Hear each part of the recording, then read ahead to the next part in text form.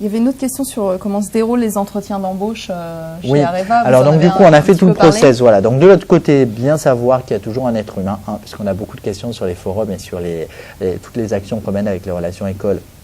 Quand on voit de visu les candidats, ils nous disent bah oui, j'ai l'impression que c'est une réponse automatique. Oui, vous allez avoir une réponse automatique sous quasi moins de 24 heures qui vous dit votre dossier est complet, il fonctionne. Mais ça c'est automatique, c'est-à-dire que c'est la machine, elle a vu que votre dossier était automatique, elle vous envoie le message. Après tous les autres messages que vous allez les recevoir parce qu'il y a quelqu'un, un être humain qui est de l'autre côté et qui a regardé, en tout cas pour l'équipe recrutement central, tous les CV, hein, même si on a 150 CV sur un poste et qu'au bout de 3 jours on a trouvé le candidat idéal, on va ouvrir les 150 CV. Pourquoi? Parce que un vivier de candidature. Exactement, on n'a pas un seul poste, toujours pareil, on va changer de neutronicien, on en a plusieurs. Donc si on vient d'en fermer un, les bons candidats en neutronique, on va les repositionner sur autre chose. Donc dédramatiser, vous avez un être humain qui est derrière. Cet être humain, il va regarder la construction de votre parcours, et il va se dire, bon, c'est bien en phase par rapport à ce que je recherche, donc donnez-vous une marge de liberté, c'est-à-dire que vous pouvez postuler si vous correspondez à peu près à 80% du profil.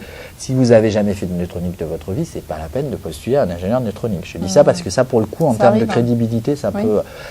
Nous, comme on est sur du scientifique et technique, les Bac plus 5 scientifiques et techniques, ils savent ce qu'ils veulent et ils connaissent bien tout ce qui est base de descriptif de poste, donc c'est assez rare, mais ça peut arriver. Là où on trouve les plus gros écarts, c'est sur le projet.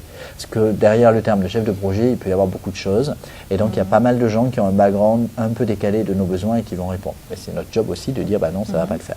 Donc là, on fait une réponse négative ou on fait une réponse positive, et donc on invite la personne à venir en entretien.